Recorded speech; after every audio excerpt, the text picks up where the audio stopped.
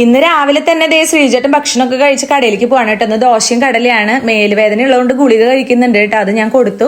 അച്ചുമോൻ ദേ ബാംഗ്ലൂരിൽ നിന്ന് വന്നിട്ടുണ്ട് കേട്ടോ. രാവിലെ തന്നെ എത്തി. അപ്പൊ ദേ ഞാൻ തല നിറയെ എണ്ണയൊക്കെ തേച്ചിട്ട് അത് കഴിഞ്ഞ് കുളി കഴിഞ്ഞ് ഉറങ്ങാണ് കേട്ടോ. നല്ല ഉറക്കക്ഷീണം ഉണ്ട് അച്ചുമോന്.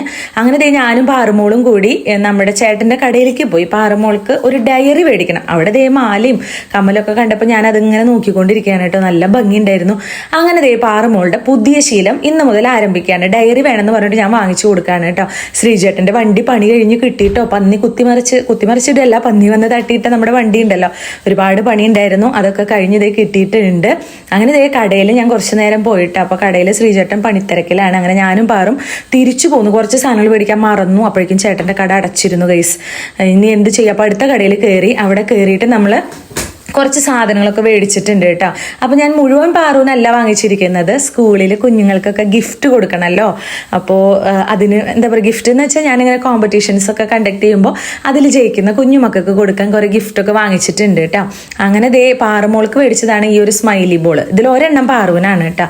അങ്ങനെ വാട്ടർ കളറും പിന്നെ ഡയറിയാണ് പാറുവിന് മേടിച്ചിരിക്കുന്നത്. അപ്പൊ പാറുവിനുള്ളത് പാറുവിന് കൊടുത്തു. ബാക്കിയുള്ളതൊക്കെ ഞാനൊരു കവറിലാക്കി എടുത്തു വെച്ചു. പാറുവാണ് എന്നോട് പറഞ്ഞത്, അമ്മ എനിക്ക് ഇനി മുതൽ ഡയറി എഴുതണം എന്നുള്ളത്.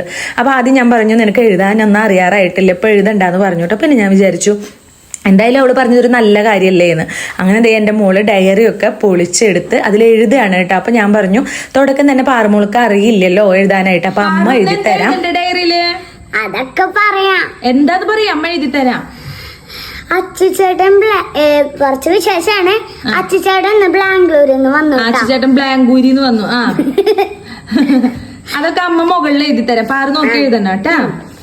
അങ്ങനെ ആദ്യം ഡയറിയുടെ മുകളിൽ ഞാൻ എഴുതി കൊടുക്കട്ടെ. പാറുമോളോട് ഞാൻ ചോദിക്കുക എന്താ എഴുതണ്ടേന്ന്. അപ്പൊ അവള് പറയുന്നത് ഞാൻ എഴുതി കൊടുക്കും. പിന്നെ അത് നോക്കിയിട്ട് പാറുമോള് താഴെ എഴുതും.